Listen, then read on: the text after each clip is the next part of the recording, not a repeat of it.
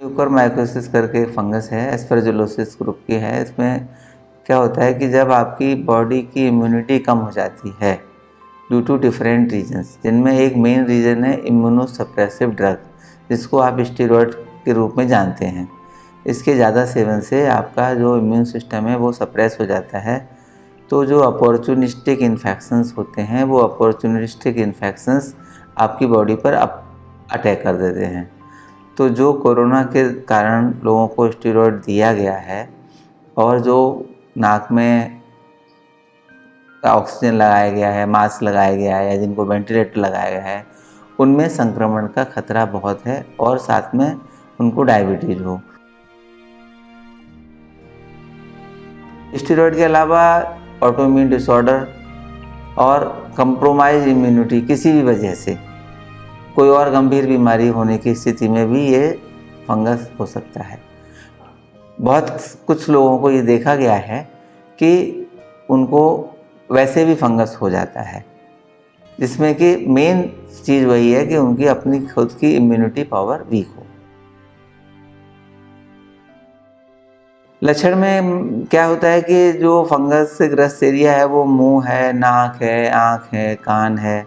तो जैसा कि आपने देखा होगा उन रोगियों को, एक के चेहरे पर यहाँ इतना लाल सूजन हो रखी है और उसके मुंह में इतना बड़ा एक लंप बना हुआ है और फीवर है, बॉडी एक है, पेन बहुत है, रेस्टलेसनेस है, बर्निंग है, सर दर्द बहुत तेज़ है।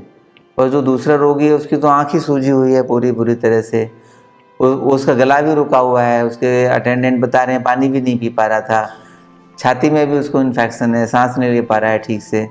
तो अभी वो 8-10 घंटे के इलाज में ही पानी भी पी पा रहा है। अभी मुझे बताया था कि वो दाल भी थोड़ा उसने खाया है और वो सांस भी उसका ठीक है, वो अंदर से थोड़ा ठीक फील कर रहा है।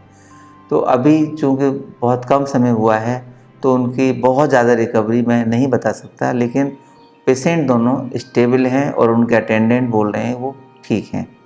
मैंने उनको ये भी बोला कि अगर जहाँ भी ऐसा लगे ठीक नहीं है, वहाँ पर हम आपको एसएन मेडिकल कॉलेज में भेज सकते हैं, रेफ़र कर सकते हैं।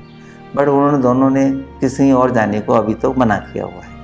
आगे अगर वो विलिंग होंगे तो हम उनको कहीं भेज देंगे।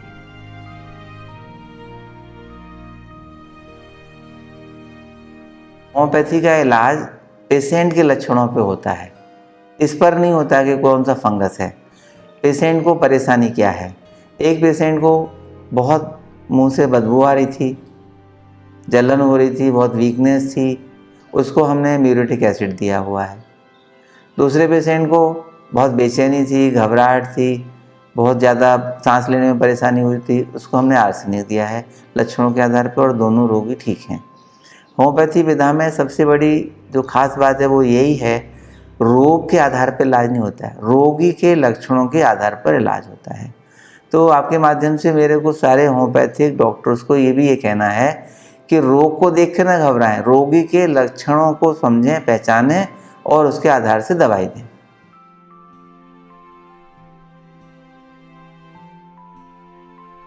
अभी मेरी ऐसी धारणा है कि हम black fungus, yellow fungus, white fungus को पूरी तरह ठीक कर सकते हैं, और उसी धारणा और ज्ञान के आधार पर मैंने 2 मरीजों को भर्ती किया है और वो अभी दोनों अच्छा महसूस कर रहे हैं। तो आने वाले दिनों में जब कई सारे पेशेंट आएंगे और वो ठीक हो जाएंगे तो हम फिर विश्वासपूर्वक कह सकते हैं कि हम उनको ठीक कर सकते हैं। नेमिनाथ होम्योपैथिक मेडिकल कॉलेज की team black fungus, yellow fungus और वाइट फंगस का इलाज करने में पूरी तरह सक्षम है।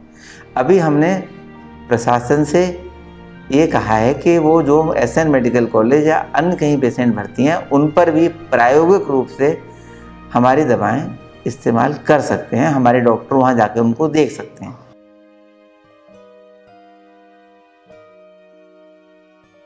मैडम ऐसे केस बहुत क्रिटिकल हैं और नई डिजीज़ है, अभी तक देखा नहीं गया है, तो ऐसी धारणा बनाना अभी नामुमकिन है। लेकिन एक मरीज़ कह रहा है वो 70% ठीक है 24 घंटे में, और दूसरा मरीज़ कह रहा है वो 30% ठीक है 8 घंटे में। तो इसी गति से तो नहीं ठीक होंगे। हाँ, उम्मीद है 5-6 दिन में, 8 दिन में, 10 दिन में हम उनको पूर्णतः स्वस्थ करके उनके घर भेजने के लायक होंगे।